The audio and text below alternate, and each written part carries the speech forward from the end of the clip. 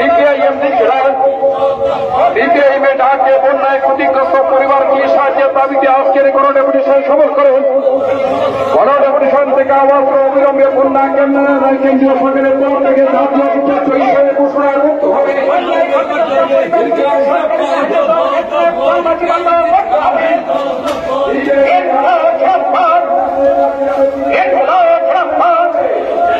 বন্যায় ক্ষতিগ্রস্ত এলাকায় কৃষকদের বিনামূল্য সমস্ত রকমের কৃষি ঋণ মুকুব করতে হবে। বন্যায় ক্ষতিগ্রস্ত এলাকায় কৃষকদের সমস্ত রকমের কৃষি ঋণ মুকুব করতে হবে। বন্যায় ক্ষতিগ্রস্ত এলাকায় কৃষকদের বিনামূল্যে সার কীটনাশক দিতেই হবে। বন্যায় ক্ষতিগ্রস্ত কৃষকদের বিনামূল্যে কীটনাশক সার দিতেই হবে। আন্দোলন চলছে।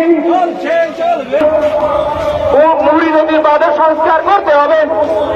মুহুরী নদীর বাঁধের সংস্কার করতে হবে।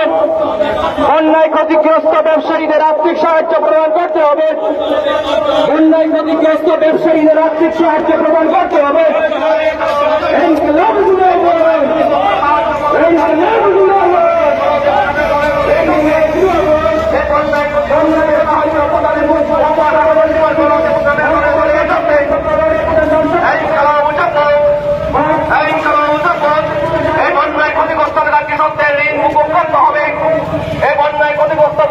সরকারি সাহায্য প্রদানে দলবাজি বন্ধ করতে হবে। এই বন্যায় ক্ষতিগ্রস্ত পরিবারকে সরকারি সাহায্য প্রদানে দলবাজি বন্ধ করতে হবে। এই বন্যায় ক্ষতিগ্রস্ত এলাকার কৃষকদের ঋণ মুকুব করতে হবে। এই বিভিন্ন সহায় সংগঠন সংস্কার করতে হবে। এই বিভিন্ন সহায় সংগঠন সংস্কার করতে হবে। যে আমরা অত্যন্ত জরুরি কিছু বিষয় নিয়ে আজকে এই রাস্তায় নামতে বাধ্য হয়েছি। গত 4 দশকের মধ্যে এই ধরনের বন্যা পরিস্থিতি ত্রিপুরা রাজ্যের মধ্যে ঘটেনি। গত 19শে আগস্ট থেকে 25শে আগস্ট পর্যন্ত এক সপ্তাহ ব্যাপী ভারী বর্ষায় বন্যায় প্লাবিত হয়ে গেছে গোটা ত্রিপুরা রাজ্য। প্রায় প্রাথমিকভাবে ত্রিপুরা সরকার যা বলেছেন 8টা জেলায় এই বন্যায় ক্ষতিগ্রস্ত হয়েছেন। আমাদের রাজ্যে 8টাই জেলা আছে। প্রতিটা জেলায় আক্রান্ত হয়েছেন। 17 লক্ষের উপরে মানুষ ক্ষতিগ্রস্ত হয়েছে। ছোট্ট ত্রিপুরা 42 লাখ মানুষ, তার মধ্যে 17 থেকে 18 লাখ মানুষ এই বন্যায় ক্ষতিগ্রস্ত হয়েছেন। প্রাথমিক হিসাবে সরকারিভাবে বলেছেন 15,000 কোটি টাকা লোকসান হয়েছে, ক্ষতি হয়েছে এই বন্যায় ত্রিপুরা রাজ্যে। এই পরিস্থিতিতে সবচেয়ে বড় কাজ হচ্ছে সকলে মিলে সরকার, সরকারি রাজনৈতিক দল, সরকার পক্ষের বিরোধী পক্ষ, সমস্ত অংশের জনগণ এই বন্যার্থ মানুষের পাশে দাঁড়ানো। আমরা দেখেছি এই ক্ষেত্রে সর্বদলীয় মিটিং এর মধ্যে সমস্ত রাজনৈতিক দল, আমাদের পার্টি সিপিআইএম, তারাও অংশগ্রহণ করেছে এবং সমস্ত রকমের সহযোগিতা করার জন্য সরকারের পাশে থেকে বন্যার্থ মানুষকে রক্ষা করার প্রতিশ্রুতি দিয়েছেন। সুনির্দিষ্ট কিছু প্রস্তাব দিয়েছেন।